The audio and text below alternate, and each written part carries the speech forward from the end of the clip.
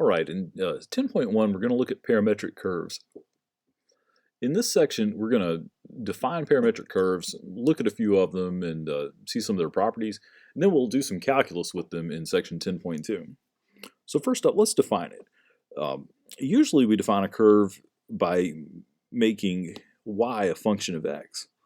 But what we're going to do here for parametric curves is we're going to let x and y both be functions of some third variable t.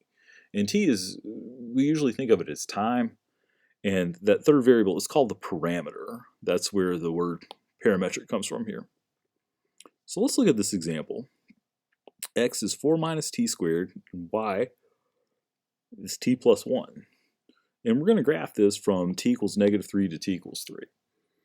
So what I'm going to do is I'm going to calculate the points manually and then plot them over here.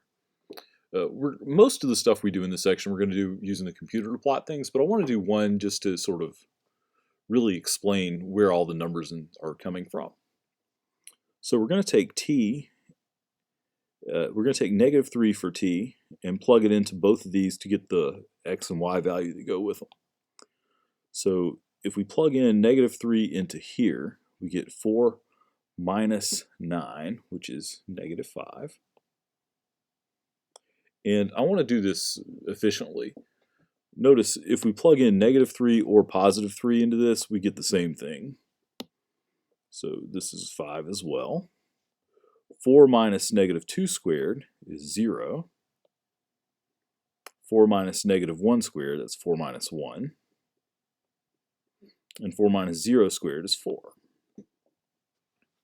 Now our y values are even easier to find because y is equal to t plus 1. So when t is negative 3, y is going to be negative 2. Negative 1, 0, 1, 2, 3, 4. So for each one of these values of t, this is going to give us our xy pair that we're going to graph. So let's graph them in purple. So when t equals negative 3, we've got the point negative 5, negative 2. Now if you look at this set of axes,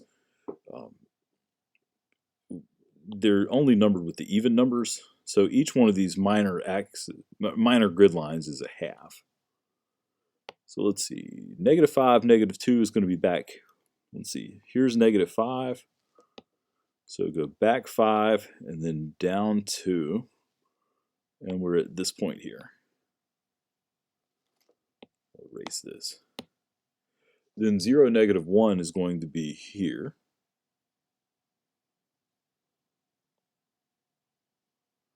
Followed by 3, 0. 4, 1. 3, 2. 0, 3. And 5, 4. That should be negative 5, 4.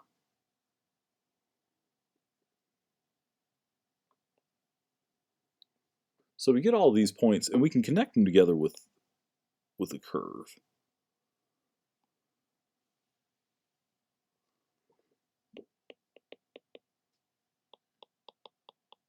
I'm not going to label the rest of those, but so we get this. It's a sideways parabola, and an interesting thing happens.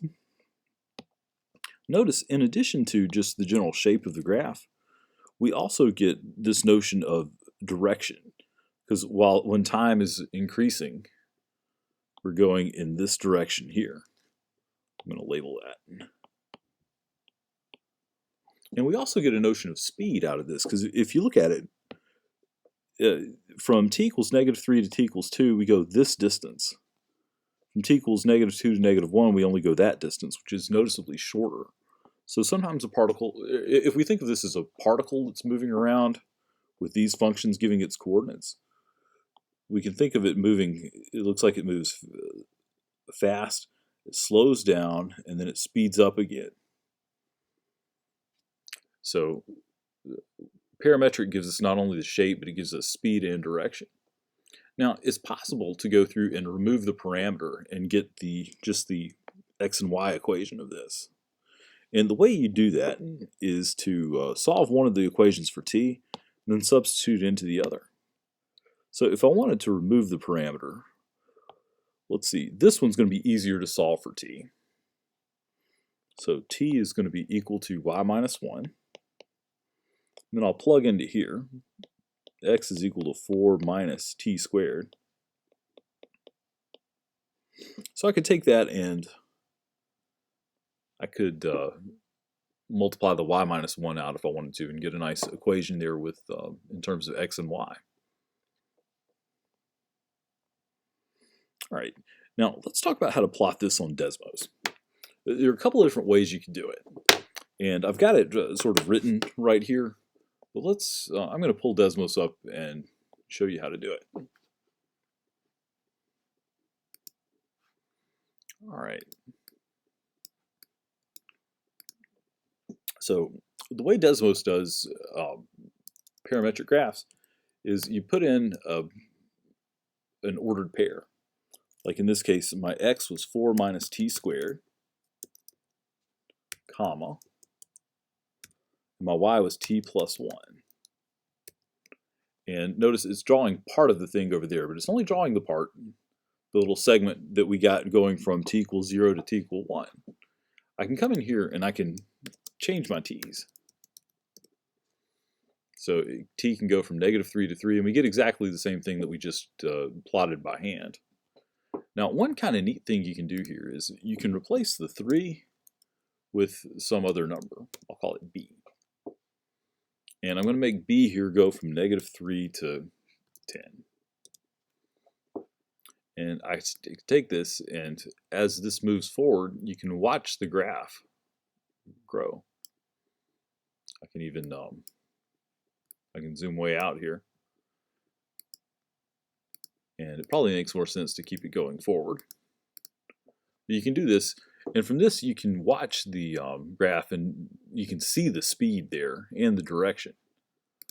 Let's make this go from, let's make it go from -10 to 10.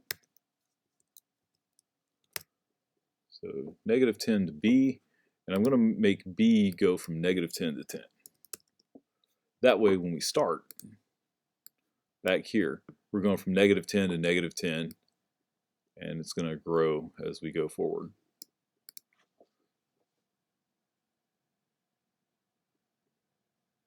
Now, it's also possible to do this on a graphing calculator, although it's not really as it's not as elegant.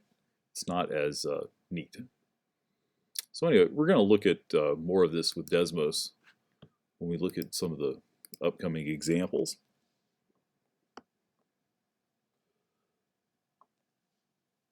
All right, I want to look at a bunch more examples, but we'll look at those in the next video.